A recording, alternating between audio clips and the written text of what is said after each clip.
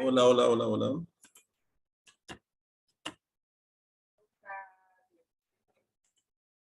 Déjame terminar y...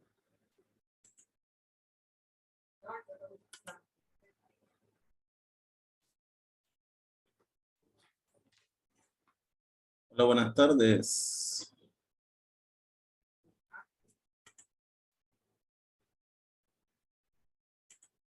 Vamos admitiéndolos y bueno, vamos a compartir ya la presentación.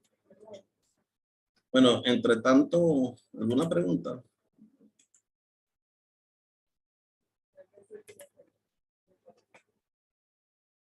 De todas maneras, cualquier cosa, no sé cuándo es el examen.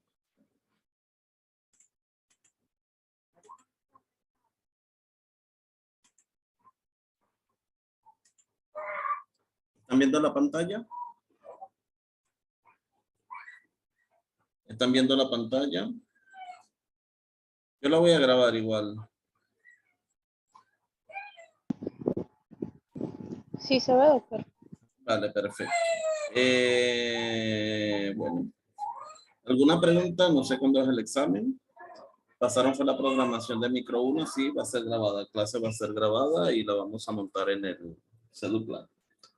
Ceduplan con un enlace, bueno, igual va a estar, les puedo pasar el enlace de YouTube, pues, pero es importante que ustedes registren la participación en Ceduplan, porque creo que eso, digamos, a términos, vamos a decir, de decir que ustedes vieron la materia y que estaban presentes y tal, es lo que les puede llegar a valer oficialmente. Entonces yo les recomiendo que se metan por Cedupla porque sus ingresos quedan registrados.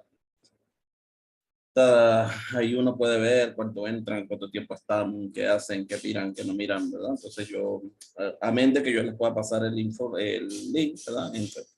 Tratan de verlo por Cedupla. Voy a montar en algún momento, pues, algunas láminas algunas fotos para que practiquen. También. Voy a hacer eso. ¿Alguna pregunta de los temas anteriores? ¿Alguna pregunta de Sí, tema? doctor, por aquí. Ajá, Una pregunta, ¿me dígalo. escucha? Sí, sí, fuerte y claro. Dígalo.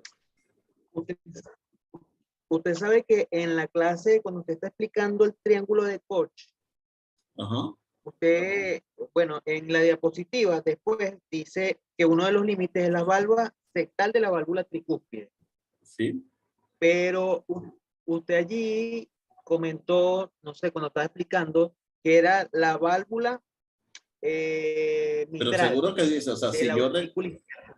a ver, vamos, por parte. El triángulo de Koch, de todas maneras, eso a términos de micro no importa tanto. Eso para que lo sepa, ¿verdad? De entrada, ¿verdad? Pero, o sea, a modo de información, ¿verdad? O sea, en términos de examen esto no importa tanto, pero a modo de información, el triángulo de Koch lo va a delimitar tres estructuras. El tendón de Todaro, por una parte, ¿no? Que es una parte del esqueleto fibroso, ¿verdad? Que va por el piso de la aurícula derecha. Tenemos por otra parte el seno coronario, ¿verdad? Que es el punto donde se embocan las venas coronarias. Y la tercera estructura, ¿cuál es? ¿Quién me dice la tercera estructura?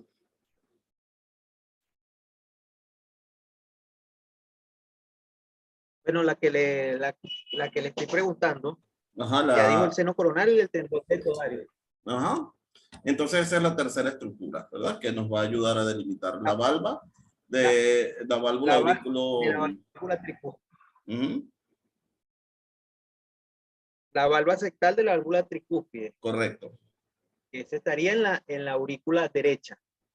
Ajá, en el piso, pues en el piso de la aurícula derecha. O sea, realmente esta es una estructura, o sea, si nosotros tenemos, no tengo cómo hacerla, ¿verdad? O sea, imagínate que esta fuese la aurícula, ¿verdad? Que mi puño fuese la aurícula, ¿verdad? Vamos a ponerla así abierta, ¿verdad?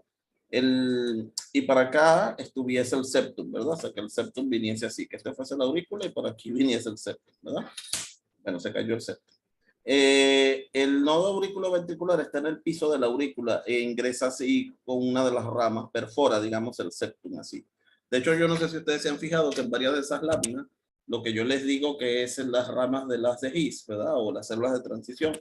No sé si se han fijado que es una cosita como una coma.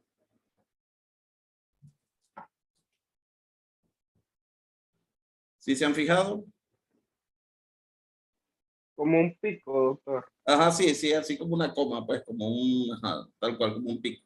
Porque, bueno, traten de hacer ahí una estructura 3D en su cabeza, porque el nodo está en el piso, auriculoventricular está en el piso de la aurícula derecha hacia la porción septal, y él como que entra, ¿verdad? Perfora el septum, el anillo fibroso, ¿verdad? Perfora el anillo fibroso y ingresa al septum, como el único punto de paso hacia el septum, ¿verdad?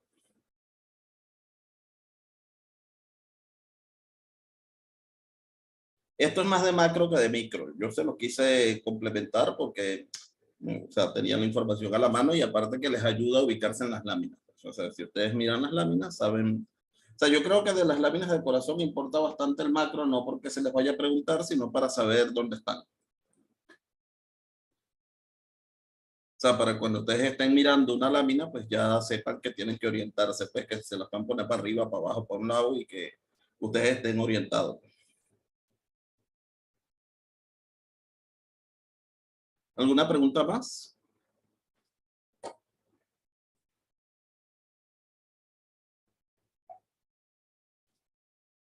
¿Alguna pregunta, comentario en general? Yo les doy, o sea, guíense por el programa, ¿verdad? En el sentido de que yo a veces trato de darles información para su formación, ¿verdad? Para, como complemento, ¿verdad? Como para ubicarlos, ¿verdad? Para situarlos, para hacer una relación con lo funcional, ¿verdad? Pero bueno, o sea, de cara al examen y a la evaluación, sobre todo interesa lo estructural microscópico.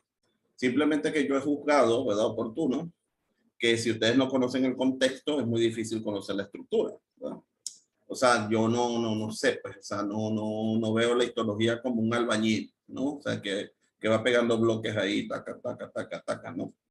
Y sin saber si eso es un, o sea, un piso o un techo, pues, sino que trato de ubicarles en la estructura para que ustedes, y más o menos decirles la función, ¿verdad? Para que ustedes entiendan, ¿verdad? Porque histológicamente es como es, ¿verdad? Simplemente que tengan en cuenta que el objetivo final es ese. Sí, yo grabaré la clase, Fermín. Yo grabaré la Doctor, clase. una pregunta. Dígalo. En el examen práctico, ¿se podrían poner ultraestructuras, fotos de ultraestructuras? Hasta donde yo sé, en esta parte de cardiovascular, no. Hasta donde yo sé. En esta parte, ajá, o sea, como no se las he dicho en la práctica, ¿verdad? Fíjense que la introducción formal es el último video que les colgué, el que no es en vivo, ¿verdad? Porque bueno, Claro. yo no estoy muy al tanto, ¿verdad? De, digamos, como el procedimiento del área de micro, ¿verdad? Entonces me estuvieron informando más o menos cómo era y por eso les monté en, o sea, quise que quedara lo que tuvimos así interactivo, quedara como una sesión de esto, pues, de discusión, ¿verdad? Una sesión informal. Pero digamos que a la hora del examen práctico, guíense por la presentación esta que no es interactiva, pues, ¿no? Ok, doctor, muchas gracias. Ajá, porque solamente, y bueno, y también el guión práctico, o sea, ahora uno se guía por para hacer el examen por el guión práctico. Es posible, ¿verdad? Que, o sea, como todo, y de hecho les pasaba a ustedes cuando estaban en el laboratorio, que le preguntaba a un profesor y les decía una cosa, y les preguntaba a otro y les decía otra. Lo que pasa es que muchas de estas cosas son de apreciación, ¿verdad? Entonces, o sea, términos oficiales, guíense por lo que yo les estoy dejando, ¿verdad? Términos oficiales, ¿no? O sea, no quiero decir que lo que les puedan decir, si alguno pregunta en otra parte, no sea válido, ¿verdad? Sino que, o sea, nosotros nos podemos, o sea, ya hemos discutido en ese departamento que esto es una arteriola, esta no, esta sí, esta no, pero digamos que uno trata de preguntar lo que está más claro, pues. O sea, más allá de que sea una cuestión así de apreciación de ojo o de intuición, ¿verdad? Sino que sea una cuestión que sea autoevidente, ¿no? O sea, que no se les pregunta lo discutible, es lo que les quiero decir, ¿no? ¿Alguna pregunta más?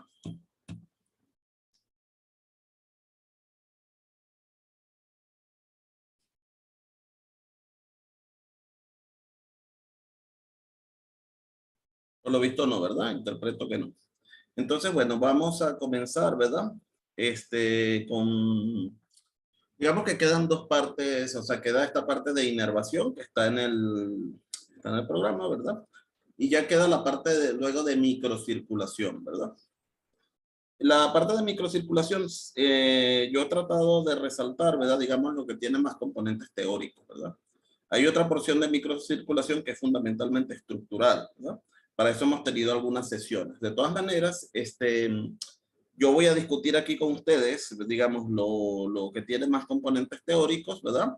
Y si nos queda alguna cosa por fuera, pues yo les pongo algunos complementos y también hemos tenido algunas sesiones de discusión con lo que ustedes pueden ubicarse. O sea, les hablo, por ejemplo, de los vasos linfáticos. O sea, tienen poca teoría detrás, ¿verdad? Sobre todo son cosas de práctica. Entonces, para que, bueno, lo tengan en cuenta, ¿verdad? Bueno, ya comenzando con el tema de la inervación, ¿no? Bueno, ya creo que lo hemos discutido, o sea, lo hablamos la otra vez, ¿verdad? O sea, cuál es la diferencia, digamos, fundamental, ¿no? De la inervación simpática y parasimpática. O sea, la inervación simpática, ¿verdad? Viene de los troncos ganglionares, ¿verdad? Asociados a la médula espinal, ¿verdad? Vienen de los ganglios cervicales y tal, ¿verdad? Más o menos de esta zona, ¿no? Fíjense como lo que vemos aquí, ¿verdad? ¿No? Que lo que está en rojito, ¿verdad? Son las fibras, bueno, en rojito punteado son las fibras simpáticas postganglionares, ¿verdad? Y lo que está en rojo continuo son las preganglionares, ¿verdad? Que en el caso de la inervación simpática, pues sobre todo son las fibras postganglionares que son muy largas, ¿verdad? Luego, pues las fibras preganglionares parasimpáticas, ¿verdad? Son larguísimas, ¿verdad? Las neuronas tienden a estar dentro del tejido, ¿verdad? O sea, las interneuronas, pues las neuronas estas, ¿verdad? Tienden a estar dentro del tejido, ¿verdad? Y en este caso las fibras, a diferencia del otro nodo, ¿verdad? Las fibras simpáticas postganglionares son las cortas, ¿verdad? El corazón pues va a tener, digamos, inervación más o menos en todas partes, ¿verdad? Pero sobre todo el área, ¿verdad? Que va a estar preferentemente inervada, pues es el área del nodo sinusal, ¿verdad? Que, bueno, y luego salen algunas fibras para otra estructura que son los varoreceptores, que las vamos a ver más adelante, pues, que las vamos a ver más adelante. ¿Alguna pregunta hasta aquí? Bueno, fíjense que esto es la inervación, digamos, a la presencia de neuronas, más que la inervación, ¿verdad? La presencia de neuronas en el corazón es fundamentalmente, predominantemente colinérgica, ¿verdad? Fíjense que esta foto, ¿verdad? Es un corazón, ¿verdad? Que está marcado con el transportador de acetilcolina, o sea, lo que se ve marrón es lo que tiene presente el transportador de acetilcolina, que es un marcador de la inervación simpática. Fíjense cómo hay, pues, dentro, pues, sobre todo hacia la base del corazón, pues, como hay una amplia red de ganglios y de neuronas, se calcula, pues, que en el corazón deben haber unas 400 estructuras nerviosas, ¿verdad? En un corazón humano, que, como creo que discutimos en algún momento, pues tienen una función regulatoria en el corazón. O sea, la inervación, a diferencia del músculo esquelético en el corazón, no es condición necesaria para que el corazón pueda contraerse. El corazón puede contraerse denervado. Pero la inervación sí regula, ¿verdad? Sí regula, pues, la frecuencia del corazón. Piense que nosotros también tenemos, pues, presencia de neuronas intracardíacas, ¿no? Fíjense que, bueno, estas neuronas de aquí debajo están dañadas, ¿verdad? Simplemente para decirles, pues, que en condiciones patológicas, pues, fíjense que un corazón isquémico, ¿verdad? Dilatado, ¿no? O sea, como la inervación se va perdiendo, pues, y las neuronas, la estructura de las neuronas se va dañando, pero eso es solamente anecdótico, ¿no? Fíjense que eventualmente, pues, cuando nosotros miramos láminas, ¿verdad? Podemos conseguir estos filetes nerviosos, ¿verdad? Presentes entre las fibras cardíacas, ¿verdad? Entre las fibras cardíacas, fíjense que esos filetes, fíjense que esta es una neurona colinérgica, ¿no? En este diagrama que tenemos aquí, esta es una neurona colinérgica, esto es una neurona adrenérgica y aquí está la fibra, ¿verdad? Aquí están las vesículas, ¿verdad? Lo que se llaman las vesículas de núcleo denso, que son las vesículas secretoras, ¿verdad? Y fíjense cómo ellas se presentan, pues, en una relación, pues, bastante estrecha, como se meten, pues, por ese intersticio, por ese tejido conectivo intersticial, ¿verdad? Que está presente en las fibras musculares cardíacas. Y fíjense esta foto, ¿verdad? Donde nosotros podemos captar aquí una de estas fibras y veamos, ¿verdad? Cómo establecen un contacto bastante cercano, ¿verdad?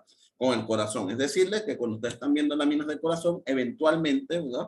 Pueden ver, pues, remanentes de estas estructuras nerviosas. Pueden ver filetes, pueden ver cortes, ¿verdad? De esta estructura nerviosa que, bueno, que eventualmente, pues, se pueden reconocer. Y también pueden ver, fíjense que esta es la presencia de un ganglio nervioso, ¿verdad? Donde vemos aquí, pues, neuronas grandes, ¿verdad? En estos ganglios nerviosos se pueden presentar las llamadas neuronas de Purkinje, ¿no? Con sus células satelitales, ¿verdad? ¿verdad? Son ganglios, son estructuras también que están cubiertos, ¿verdad? Por una cápsula, ¿no? Y que se van a presentar sobre todo en la base del corazón. En humanos no tienden a ser así tan grandes, ¿verdad? Estas estructuras ganglionares. Esto es de ratón, ¿verdad? Esto es de ratón. Sin embargo, he querido verlas, o sea, mostrárselas precisamente porque se ve así con bastante claridad, ¿no? Se ve con bastante claridad. Bueno, esta parte de la inervación es realmente corta, ¿verdad? Realmente corta. Simplemente, bueno, para que ustedes tengan una idea que hay una inervación simpática, parasimpática. Bueno, de hecho también puede que haya otro tipo de inervación, ¿verdad? Más rara todavía. Y bueno, pues sé que esta inervación pues nos va a permitir una regulación del ritmo cardíaco. ¿Alguna pregunta hasta aquí? No, doctor. Bueno, perfecto, ¿no? Entonces, ya siguiendo adelante, vamos con la clasificación, con los vasos sanguíneos, ¿verdad? Con esta historia de los vasos sanguíneos sí es importante tanto para el macro como el micro, ¿verdad? Que tengamos, digamos, en mente la clasificación, ¿verdad? Que ustedes la tengan así clarita. Y que tengamos pues también pues alguna relación, ¿verdad? Con la parte funcional, ¿verdad? De esta estructura de los vasos sanguíneos. Entonces, fíjense, lo primero que nosotros tenemos en la clasificación es que tenemos arterias, venas y capilares, ¿verdad? Esto de la circulación sanguínea, ¿verdad? Luego tenemos la circulación linfática, ¿verdad? Donde nosotros tenemos vasos linfáticos, ¿verdad? Vasos y capilares linfáticos, digamos, ¿verdad? Que esas son las dos, digamos, grandes divisiones del sistema vascular sanguíneo, ¿verdad? Del sistema de vasos sanguíneos, ¿verdad? Nosotros tenemos por una parte los vasos sanguíneos como arterias, venas y capilares, ¿verdad? Y luego tenemos los vasos linfáticos, ¿verdad? Los vasos linfáticos que pueden tener presencia de válvulas o no, y capilares linfáticos, ¿no? Entonces, las arterias según su diámetro la vamos a clasificar en grandes, medianas y de pequeño calibre, ¿verdad? Esto en función, pues, de los milímetros que mida la luz de la arteria, ¿verdad? En función de lo que predomina en su pared, ¿verdad? Las vamos a clasificar como musculares y elásticas, ¿verdad? Y en función de su función, ¿verdad? Como vasos de conducción y de distribución, ¿verdad? Vasos de resistencia, ¿verdad? Y también vamos a tener vasos de intercambio, ¿verdad?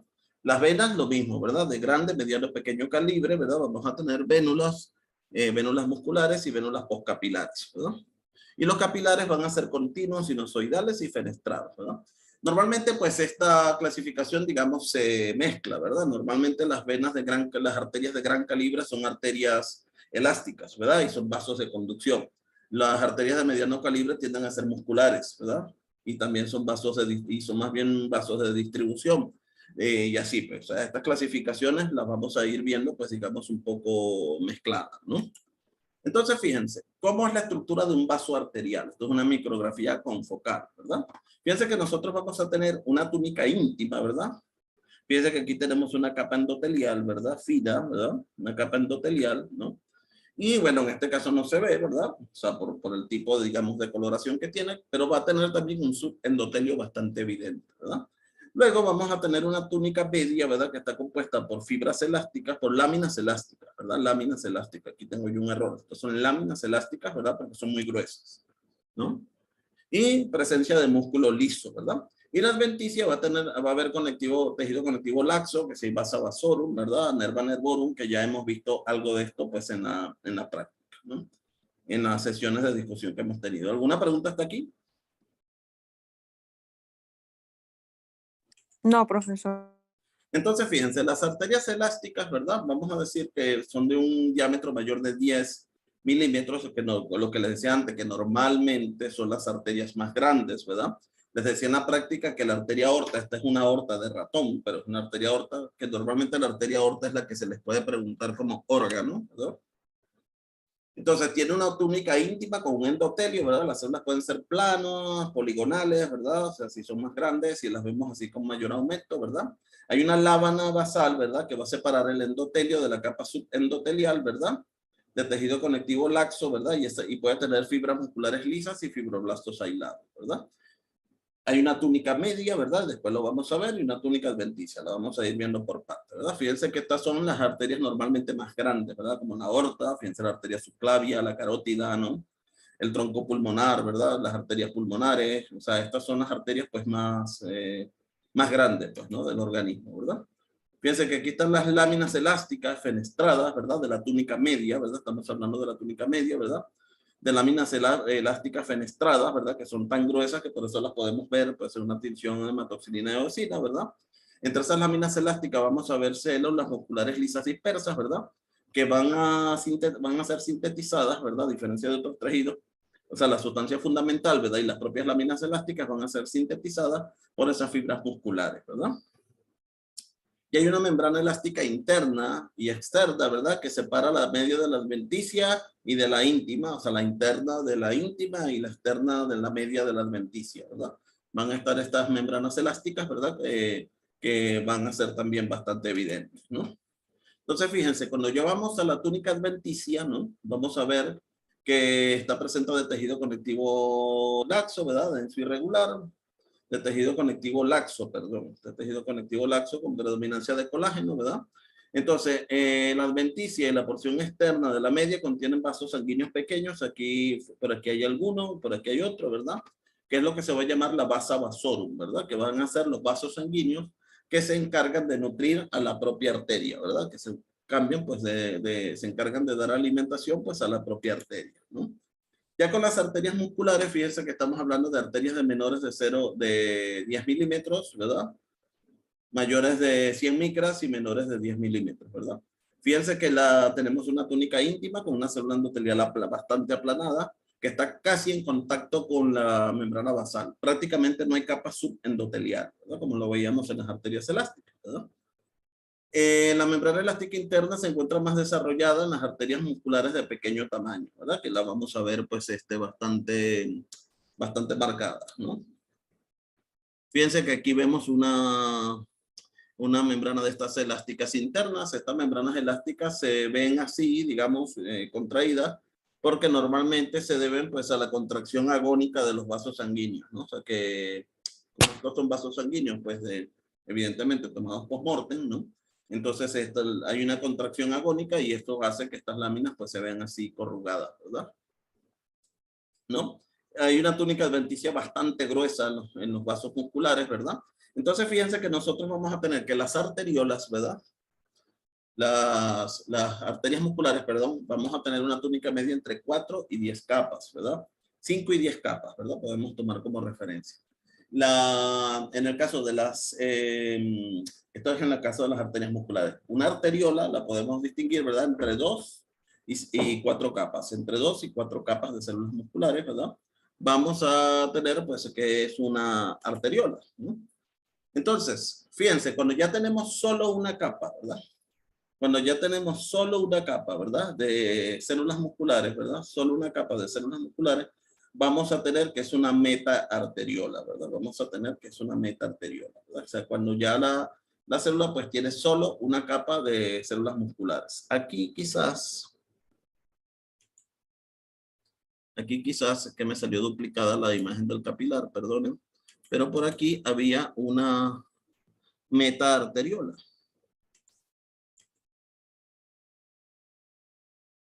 Esto vendría a ser un ejemplo de una meta-arteriola. Fíjense que tiene una sola capa de células musculares, ¿verdad? De célula muscular lisa, una sola capa de células muscular lisa, ¿verdad? Va a tener una sola capa. Entonces, una meta-arteriola, de todas maneras, creo que esto lo vimos más o menos bien en la práctica, ¿verdad? Entonces, fíjense, lo que podemos hablar de las meta-arteriolas, podemos hablar algunas cosas de las arterias y las arteriolas desde el punto de vista teórico, ¿verdad? Porque ya desde el punto de vista práctico hemos visto alguna cosa en las sesiones y la tienen también en la sesión esta de discusión, ¿verdad? Las meta-arteriolas son los principales vasos de resistencia. O sea, las meta-arteriolas van a ser las responsables, ¿verdad? Fíjense que cuando ustedes vean fisiología, ustedes van a saber que hay una tensión sistólica y una tensión diastólica, ¿verdad?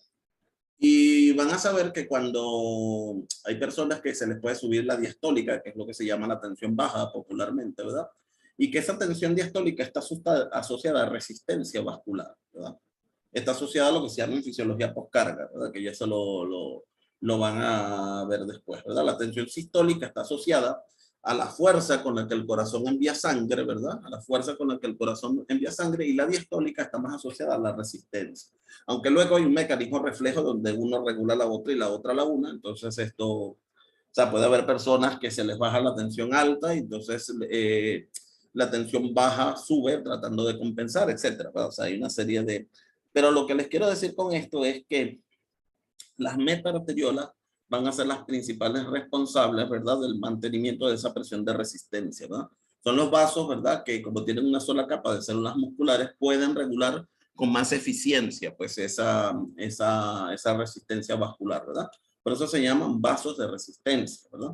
La otra cosa interesante de las metaarteriolas es que va a haber, al final, ¿verdad?, las metaarteriolas son la transición entre las arteriolas y los capilares, ¿verdad? Pero como vamos a ver cuando estudiemos los capilares, ¿verdad? Las metaarteriolas van a tener los llamados esfínteres precapilares, ¿verdad? Un esfínter precapilar va a determinar, pues, si la sangre, ¿verdad?, pasa hacia un capilar o no. Si la sangre pasa hacia un capilar o no. Fíjense ustedes, esto sí que es un capilar, ¿verdad? Fíjense que más o menos las características, ¿verdad? Compuestos. Fíjense que, por eso les decía que aquí a veces puede haber complicaciones, ¿verdad? Porque el capilar que nosotros tenemos como seguro es esta estructura, digamos así, en anillo de sello, ¿verdad? Que tiene pues una célula pericitaria, ¿verdad? Y una única célula endotelial que más o menos recubre, ¿verdad?, toda la extensión del capilar. Pero en términos, vamos a decir, estrictos, pueden tener pues hasta 2 o 3 células endoteliales, solo que es muy fácil confundirlas con las metaarteriolas, ¿verdad? Entonces vamos a quedar, digamos, para tener un criterio, digamos, a la hora de la evaluación, con una sola célula pues endotelial, ¿verdad? Para definir un capilar, ¿no? O sea, como un capilar típico, pues, ¿no? Entonces, y tienen un pericito, ¿verdad?, que es una célula que rodea pues al capilar, ¿no? Entonces, fíjense, les decía que al final entonces de las metaarteriolas va a haber un esfínter precapilar, ¿verdad?, que va a dirigir, ¿verdad?, la circulación o hacia los capilares o hacia unos vasos que se llaman vías preferenciales, ¿verdad? O sea, que van a ser como un cortocircuito, ¿verdad? Y van a permitir que la sangre pase desde las metaarteriolas directamente a las vénulas postcapilares sin pasar por los capilares, ¿verdad? Entonces, normalmente la mayoría, una buena parte de los capilares, ¿verdad?, de la circulación sanguínea están cerrados, ¿verdad? A menos que el órgano tenga una alta demanda metabólica, ¿verdad? Con lo cual, pues a nivel de esos esfínteres precapilares se deja pasar la sangre hacia los capilares, ¿verdad? Eso va a ser una característica funcional, pues, importante, ¿verdad?, de los capilares, ¿verdad? De hecho, pues el tema de la distribución sanguínea, ¿verdad?, de la regulación de la distribución sanguínea, ¿verdad?, es un elemento también bastante importante en la fisiología, ¿verdad? Porque ya, bueno, no solamente basta que un órgano tenga capacidad de ser irrigado, sino que efectivamente, pues por eso el organismo, ¿verdad?, puede hacer lo que se llama la distribución sanguínea. Si ustedes tienen, por ejemplo, mucho frío, la piel queda sin circulación, por eso uno, digamos, se pone pálido y la circulación se dirige, ¿verdad?, se dirige fundamentalmente pues hacia los órganos internos, pues, ¿no? O sea, por ejemplo, cuando hay frío, por decirle, por eso cuando uno está en una situación de peligro se pone pálido, la circulación se dirige hacia otra parte. Y digamos que el sitio, ¿verdad?, no son los grandes vasos, sino más o menos a este nivel donde la circulación puede ser, digamos, dirigida pues hacia un sitio determinado. No sé si este concepto me lo han entendido bien.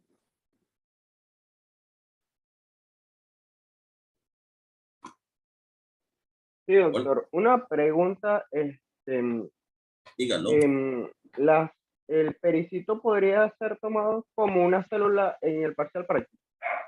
Sí, sí, puede ser una célula, es muy particular. O sea, la célula endotelial no, porque es una célula endotelial, pues, que hay muchas, pero fíjense que es una Claro, buena pero el pregunta. pericito Pues sí un podría- pericito, fíjense que esto es una célula que ustedes no van a conseguir en ningún otro lado, pues, ¿no?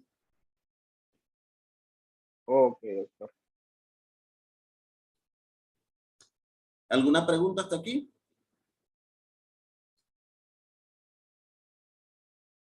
No, doctor. Fíjense que esto es una reconstrucción tridimensional de un capilar, ¿verdad?, sanguíneo, ¿no? Fíjense cómo, no sé si alcanzan a reconocer los glóbulos rojos aquí, ¿verdad?, ¿no? Fíjense cómo los glóbulos rojos van, pues, literalmente en fila, ¿no? O sea, que el capilar llega a ser tan pequeño que los glóbulos rojos pasan de uno en uno, ¿verdad? Que eso pues ya es como muy importante pues de los capilares. Creo que aquí les definía que estos vasos pues ya tienen pues menos de 10 micras, ¿verdad? Que son vasos bastante pequeños, aunque va a haber una excepción, que son los capilares sinusoidales. Los capilares sinusoidales son bastante grandes, ¿verdad? Pueden medir pues hasta 40 micras, ¿verdad? Sin embargo, una cosa que me han dicho que los capilares sinusoidales, como están en el hígado, los van a ver cuando les toque ver sistema digestivo. O sea, les van a explicar, pues ya digamos, la particularidad del capilar sinusoidal. Fíjense que entonces nos queda una clasificación del capilar continuo, ¿verdad? Que es el capilar, vamos a decir, común, ¿verdad? Que tiene un ancho de 200 nanómetros, ¿verdad? Un ancho de su pared, ¿no? Tiene una lámina basal continua, ¿verdad? Las células endoteliales cuando son varias, están unidas por uniones estrechas. El citoplasma vascular, ¿verdad? De la célula endotelial va a tener vacuolas para la transitosis, ¿verdad? Porque estos son vasos de intercambio, ¿verdad? El intercambio de nutrientes y de CO2 y oxígeno de un lado y de otro va a ocurrir fundamentalmente en este tipo de capilares, ¿verdad? Van a tener, y están, pues, digamos, distribuidos más o menos a lo largo de todo el organismo. En cambio, los capilares fenestrados, ¿verdad? Sí son unos capilares más específicos, ¿verdad? Son capilares que tienen huecos, digamos, fenestraciones entre células endoteliales, fenestraciones de unos 70 nanómetros, ¿verdad? No tienen tantas vacuolas citoplasmáticas, a diferencia de esto que tiene un ancho de 200 nanómetros, el ancho de estos capilares es mucho menor, ¿verdad? Estas fenestraciones tienen una compuerta, también una lámina, ¿verdad? Hecha de proteoglicanos. Y fíjense que estas fenestraciones van a estar presentes en órganos cuya circulación es especial, como el riñón. Esto es un glomérulo renal, fíjense que estos son capilares, pues en general bastante más anchos, ¿verdad? Y que tienen una función de filtración, ¿verdad? Los otros capilares el otro órgano que va a tener capilares así son las glándulas endocrinas, que van a tener este tipo de capilares fenestrados, ¿verdad? Bueno, la circulación venosa es una circulación en general pasiva, ¿verdad? Las venas, pues fíjense, las de gran calibre tienen la capa muscular en la adventicia, la de mediano calibre las tienen ya en la túnica media, ¿no? Luego venimos con unas venas medianas, ¿verdad? Con una capa de músculo liso, pues alrededor, ¿no? Y bueno, pues sí, luego las vénulas postcapilares, fíjense que tenemos un vaso que es bastante más grande y deforme, ¿verdad? Eso ayuda mucho a identificar pues los vasos sanguíneos y sobre todo que suelen estar asociados a las venas medianas, ¿verdad? Estas vénulas postcapilares o sea, estos vasos venosos suelen estar asociados, fíjense que esta tríada se da muchas veces de la arteriola muscular, de la vénula postcapilar y la vena mediana, o sea que ustedes miran alrededor y eso también les ayuda un poco para identificar que están en presencia de una vena mediana. Una vena postcapilar, perdón. Esto es una circulación pasiva, ¿verdad? Una circulación pasiva. Son vasos de almacenamiento, ¿verdad? Normalmente la circulación en las venas se da a través de las fibras musculares estriadas esqueléticas, del músculo estriado esquelético que lo rodea, que es como la circulación de las piernas, ¿verdad? Efectivamente. Sin embargo, cuando esa circulación se enlentece, pues nosotros podemos tener problemas de trombosis venosas profundas, ¿no? Que bueno, es algo que ustedes van a estudiar pues llegado el momento pues en su carrera. Luego, bueno, les decía, antes de hablar de esto, les decía, yo les voy a dejar un video aparte, ¿verdad? De dos puntos muy particulares que los he querido tocar aparte en un video, que son los glomos, ¿verdad? Que son estructuras, el glomo carotidio es una estructura, es un varoreceptor. El cuerpo carotidio, ¿verdad? Es un varoreceptor, que es una estructura que nos va a permitir, pues, sensar la presión arterial. Es una saculación que está, pues, cercano a la bifurcación de las arterias carótidas. Luego está una estructura vasculonerviosa, que es el glomo carotidio, ¿verdad? Que se va a encargar, pues, de sensar las concentraciones de oxígeno, que ha ganado mucha fama ahora con el tema del COVID, ¿verdad?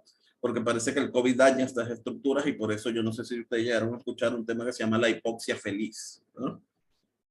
Y luego, pues hay sensores de temperatura, que son los glomos periféricos, ¿verdad? Que ustedes tienen allí una lámina en el pulpejo del dedo. Que la estructura de estos glomos, ¿verdad?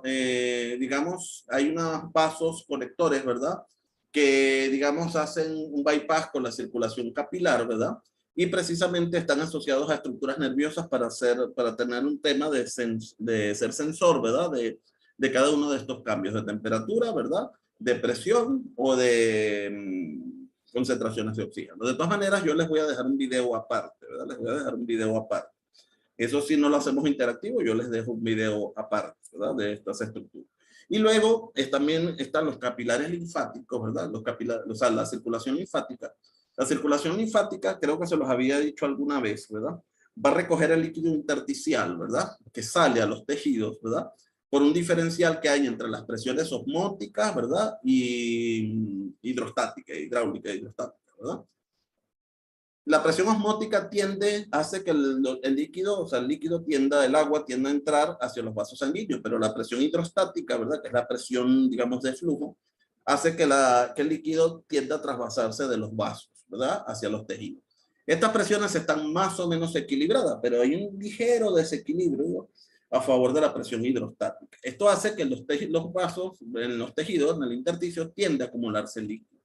Entonces, digamos que, vamos a decir, como los drenajes, ¿verdad? Del organismo, son los vasos linfáticos. Aparte, los vasos linfáticos, ¿verdad? Van a llegar a los ganglios linfáticos y van a hacer, digamos, las vías rápidas de circulación del tejido linfático, ¿verdad? Tampoco les he hecho yo tanta cosa, ¿verdad? Con los vasos linfáticos porque lo van a ver también bastante, pues, en su práctica del sistema linfático, ¿verdad?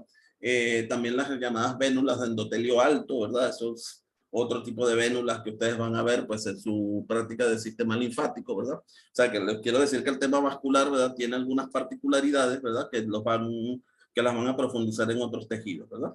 Entonces, un capilar linfático, ¿verdad? Es un capilar mucho más grande, ¿verdad? O sea, que pasa las 10 micras, ¿verdad? Mucho más grande y que, bueno, está cubierto de endotelio, solamente de endotelio, y que no tiene sangre, ¿verdad? Pero les decía que es un drenaje, entonces, del líquido intersticial y es una autopista, ¿verdad? Digamos, un canal de circulación rápida para las células linfocitarias, ¿verdad? Que a través de estos vasos van migrando por los tejidos. También es un canal muy importante para las células dendríticas, ¿verdad? Las células dendríticas solamente pueden pasar, son las únicas células, aparte de los linfocitos, que pueden pasar por allí y son las células presentadoras de antígenos.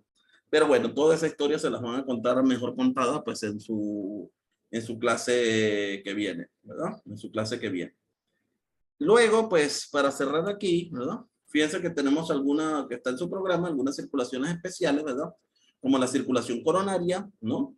La circulación sanguínea tiene algunas características, por ejemplo, que es una circulación terminal. O sea, es una circulación que no sea anastomosa, ¿verdad? Que no tiene, digamos, estos desvíos que les decía antes. Es una circulación que no sea anastomosa, ¿verdad? Es una circulación terminal, ¿no? Por eso los infartos son tan graves, ¿verdad? Por eso los infartos son tan graves en humanos, porque tenemos una circulación terminal. Por ejemplo, el perro no. El perro no tiene circulación terminal y eso hace que los perros sea casi imposible que se infarten. Eso como una curiosidad, ¿no? Otra cosa que hace que la circulación sea terminal es que nosotros no tenemos estos esfínteres precapilares porque el corazón está continuamente en un tejido aeróbico, fundamentalmente aeróbico. Necesita, digamos, un aporte energético continuo, ¿verdad? Continuo, y aparte que es un tejido que se está contrayendo. Y el corazón tiene una densidad capilar muy alta, ¿verdad? Y hay una distancia entre los capilares y los miocitos, ¿verdad? Promedio de 10 micras, que es mucho menor a la que suele haber en otros tejidos, que es de 15 a 25, ¿no? El compartimiento de resistencia, ¿verdad? Está sobre todo metido en el miocardio, la parte epicárdica está el compartimiento de distribución, y eso es una característica que es propia de la circulación coronaria, ¿verdad? Entonces, vamos a hacer aquí entonces la pausa para las preguntas. Voy a cerrar, voy a salir, perdón, y voy a volver a entrar, ¿verdad? Para que quedemos entonces a disposición de sus preguntas.